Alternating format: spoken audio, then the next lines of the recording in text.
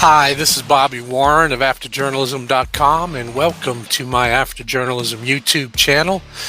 Today I want to share with you a video I recorded with Laura Gariepy, who started out as a freelance writer and then also added freelance coaching to her offerings.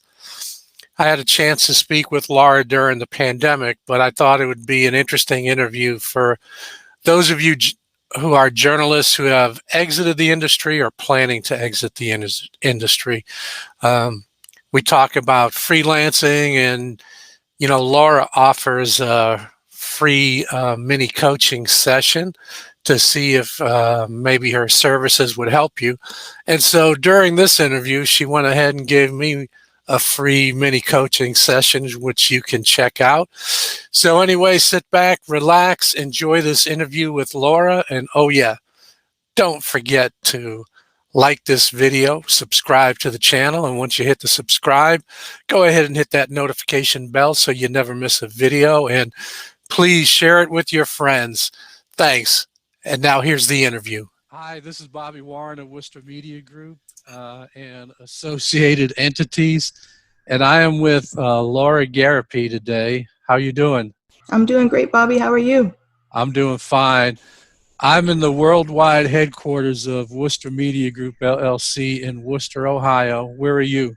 I'm in Winter Haven, Florida. I'm just about an hour south of Orlando. Winter Haven. I grew up outside Boston, and the Red Sox used to do their spring training in Winter Haven, I believe. Yes, I think they've moved, but I'm not sure where. They have. I'm not sure if they're out in Arizona now or what, but yeah. I made it to Winter Haven one time by accident, and we were just, by accident, me and my friends landed right across from the field. No, there was no forethought or anything like that. So just a little, for those watching, just a little bit about Laura and I. We kind of met in Holly Johnson's Earn More Writing Facebook group.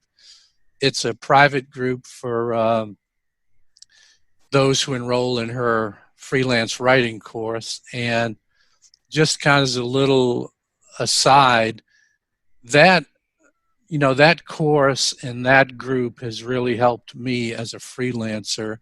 I've been able to pick up new clients. I've been able to just focus a little bit differently on picking up new clients and things like that. So I have benefited tremendously from the course. What about you, Laura?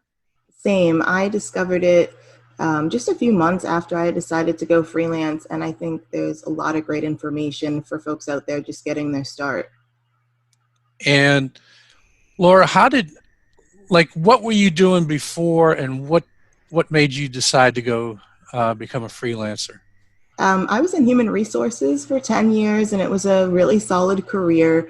I liked where I worked in my last full-time job, but I realized after the passing of a family member that 3 days bereavement leave just wasn't enough to take care of that kind of matter. And I just basically came to realize that there were a lot of those instances in life where the 9 to 5 got in the way of how I wanted to respond to things that were going around me personally. And so that's what motivated me to become my own boss. Yeah, and that family member, was that your father? No, that was my granddad. My dad passed away a couple years after that. All right, because I know you post a lot about your dad and military service, and I really appreciate that. And so, were you scared when you went out to start freelancing? Not really. I had a pretty decent nest egg in the bank, and I did have a couple of part-time jobs that I could do remotely so I could preserve that nest egg. I was just looking at it as an opportunity to explore new things. And worst case scenario, if it didn't work out, I could always get another job, but I at least owed it to myself to do some exploration and experimentation. Now, you said you had a nice nest egg. When I decided to leave, 3 decades in journalism to start my own business, and what I did is I had kind of a three-pronged uh, approach to my business. It was going to be search engine optimization, content creation, and social media management, which I call optimize, publicize, socialize. And so one of my mentors, I had two business leaders in the community helping me, walked me through how to start the business, what I need to do. And one of my mentors told me about, having some money in the bank just in case you hit some lean times. He told me, don't expect any revenue for 60 days. So he wanted me to set aside 5,000, and I could have done that, but my wife and I didn't want to take the money out of our emergency account. So we ended up seeding it with about 3,000. When I was getting ready to leave the local newspaper where I worked, we stopped relying on my income, so we're able to put, some of that money aside. And I mean, it was good advice, but I was blessed because I had paying customers month one, and I missed my target. My first month, I missed my financial target by about $200. But after the second month, I've never looked back. I've always been above my financial goals for the most part. That's I awesome. I missed I missed my second year. I shouldn't say that because I missed my second year mark by about $3,000 where I wanted to be in my second year. And then I surpassed where I wanted to be in year three, which I'm in year three right now. I hit that. I surpassed that in May.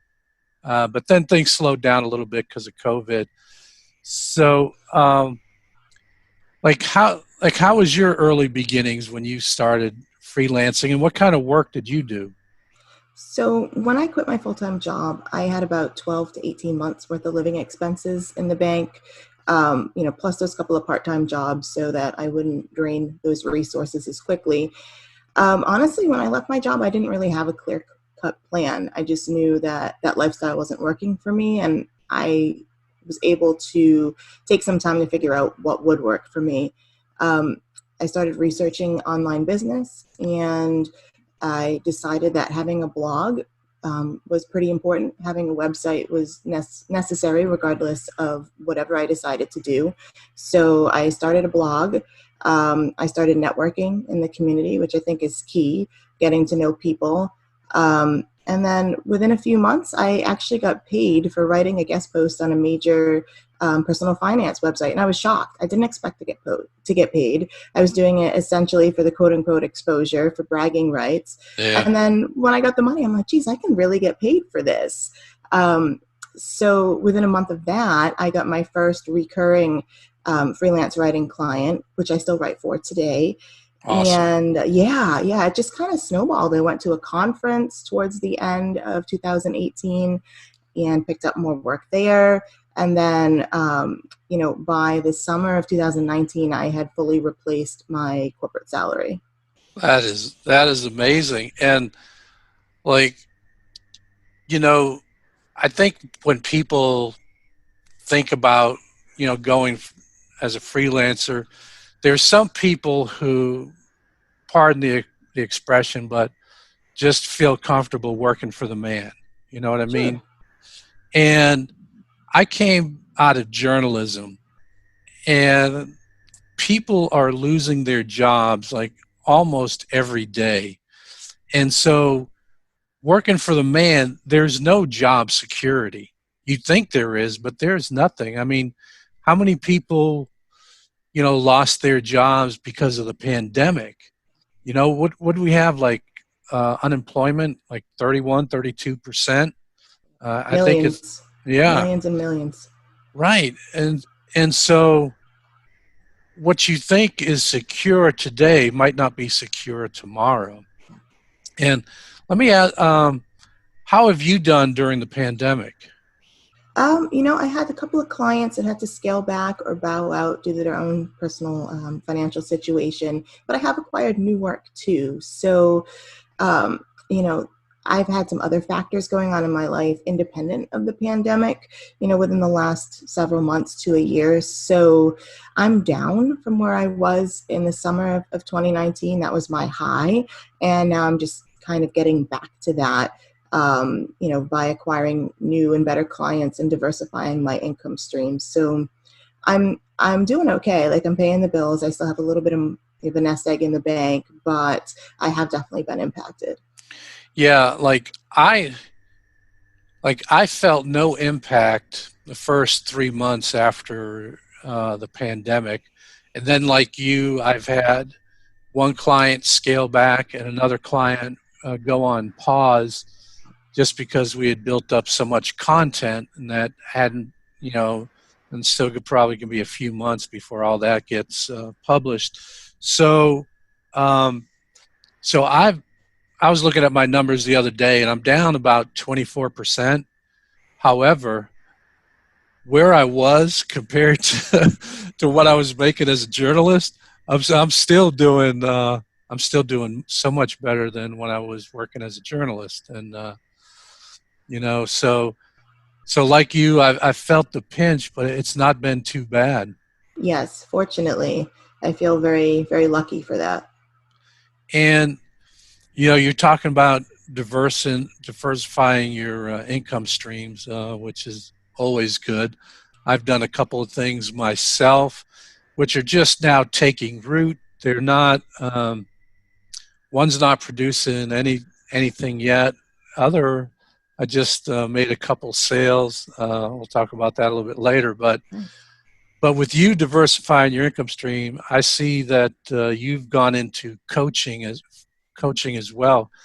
Can you tell me about your coaching business or activities? Yeah. So over the last couple of years, I've noticed people coming to me to ask me how I got started as a freelance writer. And then they would periodically come back to me for more questions and more advice. And I love talking about this stuff and helping people. So it was no problem. I enjoyed doing it. But then I started to realize that I had valuable information that people wanted. So I could make a better living for myself and help other people by monetizing this information. And so I started to offer coaching services just this year on a formal basis. So the core program is a 3-month private coaching package where my clients and I meet weekly, and they get that weekly recorded call, unlimited email support between sessions. They get action items and um, like notes and progress reports, basically to kind of help guide them along the way.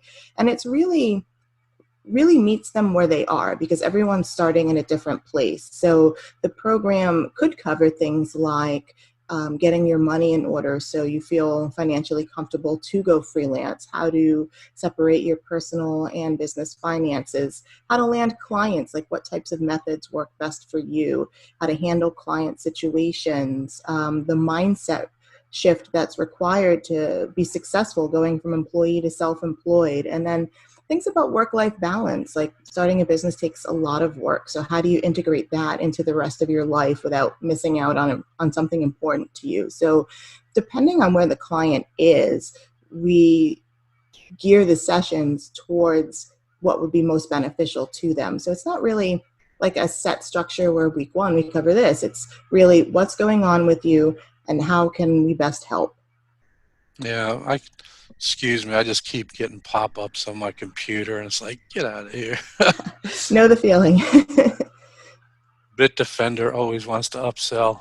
But anyway, um, so you're talking about that work-life balance. That's something that I've struggled with. Sometimes I do a good job of it, sometimes not. And it's been kind of interesting that in the pandemic and scaling back, and like you, I've picked up some new customers that help kind of soften that landing, so to speak, and has replaced some of the income, though not all. But with the pandemic, I've found that I'm closer to working 8-hour days now. That's good. That's better than 12 or 16. Right. Because I just, like, there have been times where I wake up at 3 in the morning, can't get back to sleep. And so I'll just get up and work because, I have a home office. I have my office here in Worcester, Ohio as well. And so it's like work is always around me and I can always do work and I always have something to do. I'm blessed that way. It's like just always something I could be working on. But what would you tell people like me who really love to work? My wife Wendy says I'm a workaholic, and I say no. I just love to work. I think there's a difference. Whether you agree or not is okay. But what would you tell someone like me who just loves to work and doesn't always know when to shut down? I mean, it's okay to love to work. If you found something that you're passionate about, it doesn't necessarily feel like work, like a burden or a chore when you're doing it. And that's a beautiful thing. In terms of knowing when to shut it down, I think you just have to listen to the people around you. If your My wife's wife's like, I want to hang out with you, then maybe you shut off the computer. might not let my wife watch this. Sorry. uh, and what's like the number one question you get asked, as a freelance coach? How do you start? Ah, very good. And I understand if somebody has that question, how do I start? They can get a free mini coaching session. How can they get a free mini coaching session from you? Well, I have it advertised on my website, and I plaster it all over social media And fairly regularly. now right now your website is what? Everydaybythelake.com. Everydaybythelake.com. And you're going through a rebranding right now, is that correct?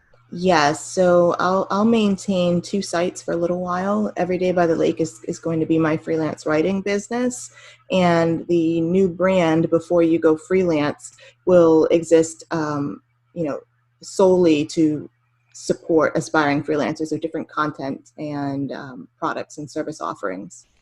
That's awesome. So everydaybythelake.com. And I always wondered where you got that name from.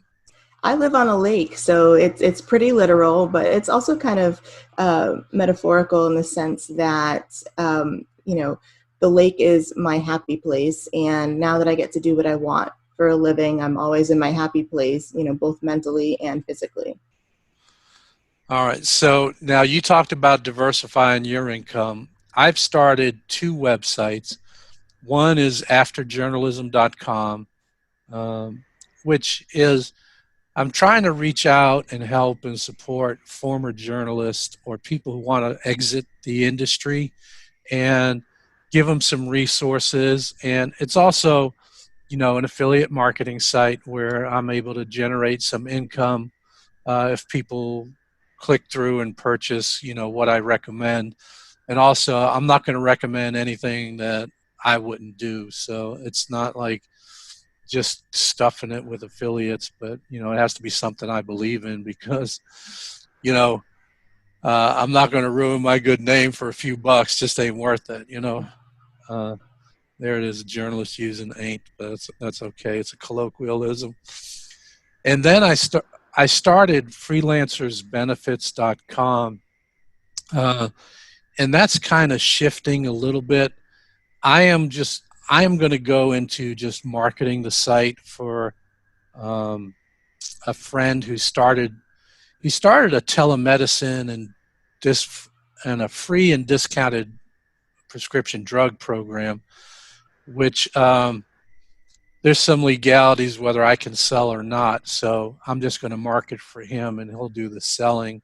Um, it's not insurance, so there's kind of a gray area. Like, am I selling insurance? Which is no, because it's not insurance. It's not an insurance product, but some people might perceive it to be. But it's for a monthly subscription, you get 24/7 telemedicine visits, from either your phone, your landline or your, I should say, your mobile device, your landline, or your computer. And so me and my wife have used it 4 times this year. And if we would have gone to urgent care 4 times, we're looking at $400 or $500. And this is like less than just under $20 a month. So it's really paid for us, so we're trying to get that going. But so like you, I'm diversifying my income, but I'm intrigued by this free mini coaching session. Can I get one from you now? Yeah, sure. All right.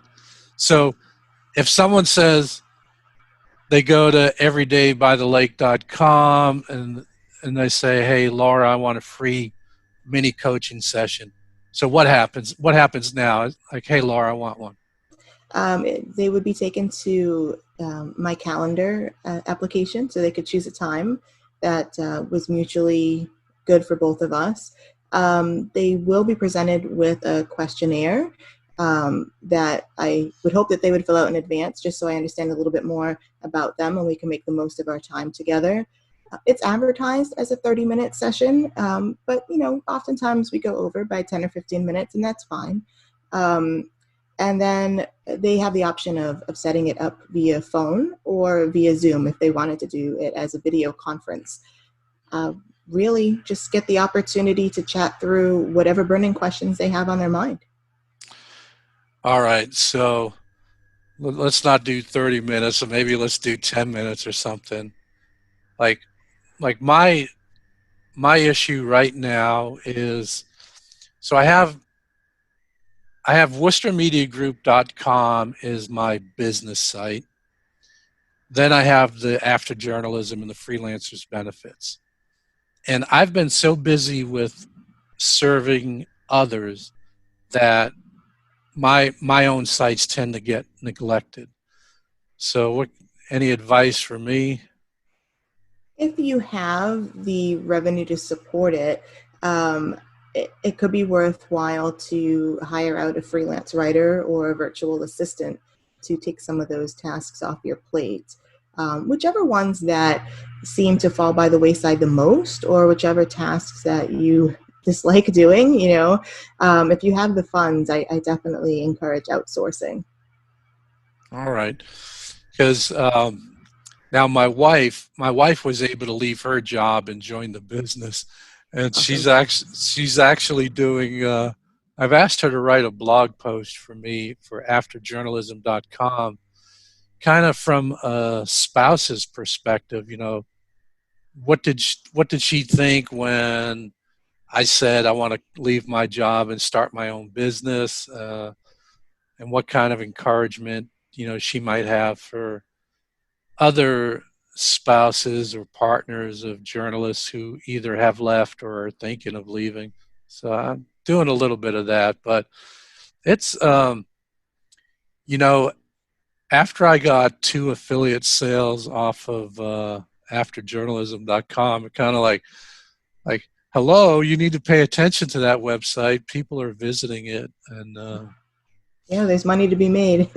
and then I just haven't spent enough time marketing freelancers benefits. I I think it's a pretty neat opportunity, and especially like people who are going freelancing, they're trying to wonder, what am I going to do about healthcare? Because my wife and I had the luxury of her still working and her taking care of the insurance. But when we left, it's like, okay, what do we do now? So, but anyway, I need to pay attention to those sites. And I don't know what else. Where else do we go with from here? Or Well, you mentioned that you're having a hard time finding a time to market different things like the Freelance Benefits website. Do you use any kind of automated social media posting tools? I I have like 4 social media schedulers. 2 I kind of like, and one is kind of standing out as my favorite. I think Social Champ has been my favorite. Um, so I do have a social media scheduler. I tend not, I think it's from my journalism days. I like to be more organic. So I have a few social media clients, and rarely do I schedule stuff out. It's like, okay, every Monday, Wednesday, Friday, what am I going to post today? But I've been doing a little more scheduling. But uh, I do have a scheduler. Yeah, you should absolutely use that. I mean, not only for your clients, but for yourself. That way, people can be seeing you and your business without you necessarily having to remember to post something all the time. Yeah, I think I'm getting a little better at that.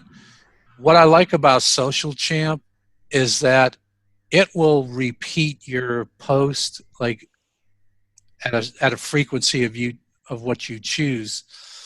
So if it's kind of evergreen stuff, I might schedule to repeat it 4 times at a 8 week intervals.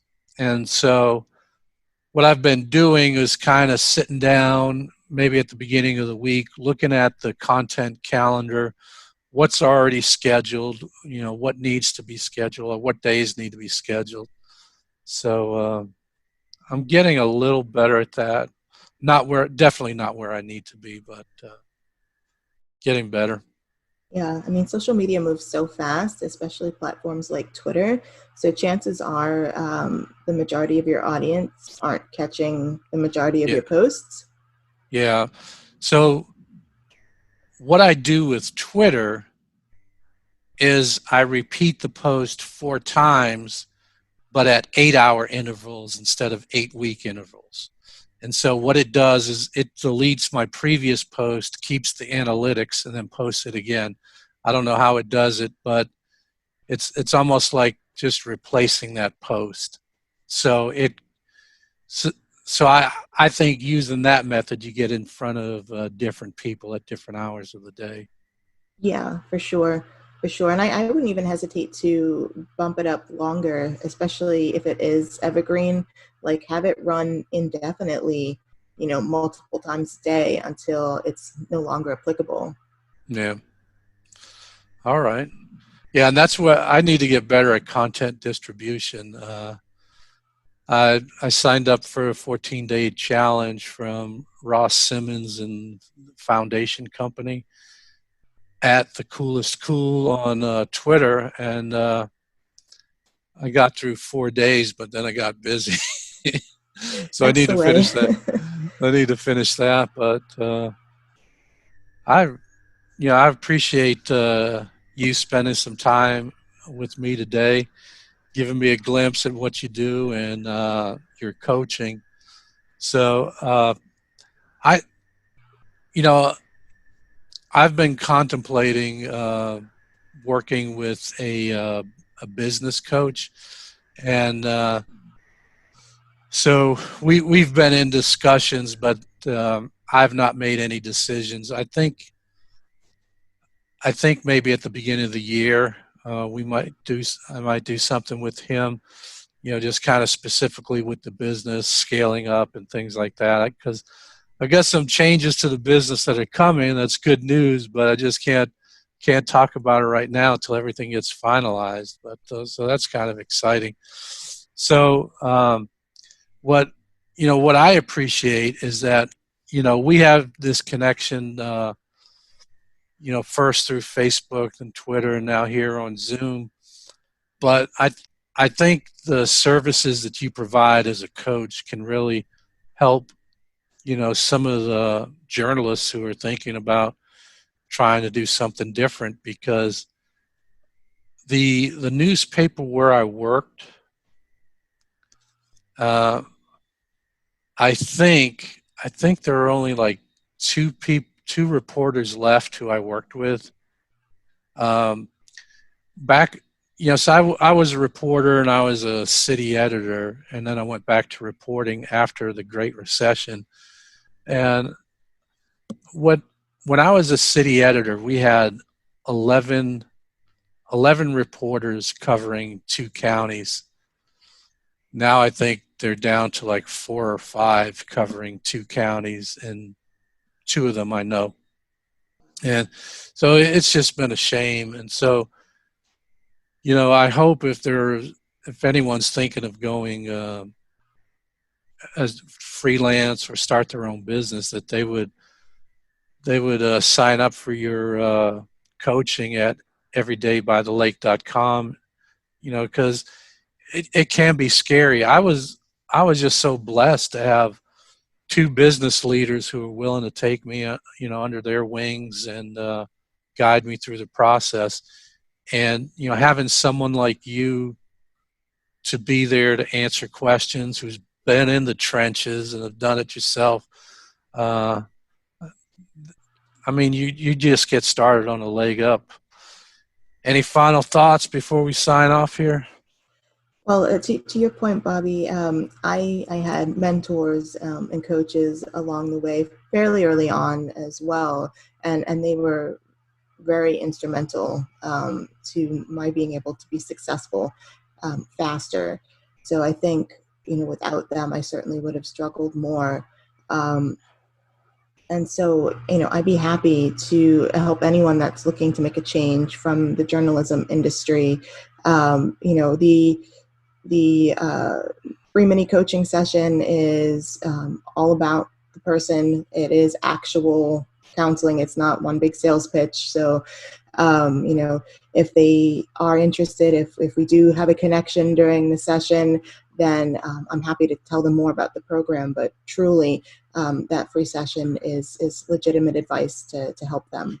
That's awesome because when you're getting started, you have well, you had a little nest egg, but you're trying to conserve your cash. You try to bootstrap as much as you can, and you know 3 or 4 or 5 months into my business, I was paying for stuff that when I started out I couldn't pay for.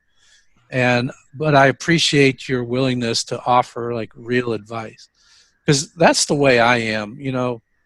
If someone approaches me and they just don't have the money to work with me, I'll still try to help them any way I can. I mean, there's no secret sauce to what I do. I mean, yeah, I've got like 3 decades of writing experience that you're not going to get overnight. But like what I do with SEO and all that, if you can't afford it, I will help you as much as I can.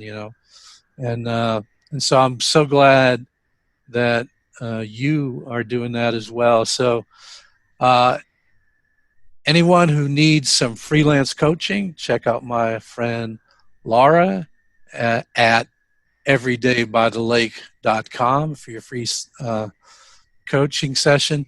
And where can I find you on social media? I'm most active on Twitter and LinkedIn. So on Twitter, I'm at Everyday Lake. And on LinkedIn, you can just search my name, Laura Gariepy. And, You better spell that. That's true. You got a point there. It's Gariep, P as in Peter, Y. There are a few Laura Gariepy, surprising enough, but you'll see my face pop up and you'll see that I'm a freelance writer. So I think I'm the only one of those floating around. Yeah, well, again, thank you so much for joining me and letting me know just everything you do. My pleasure. Thank you so much for having me.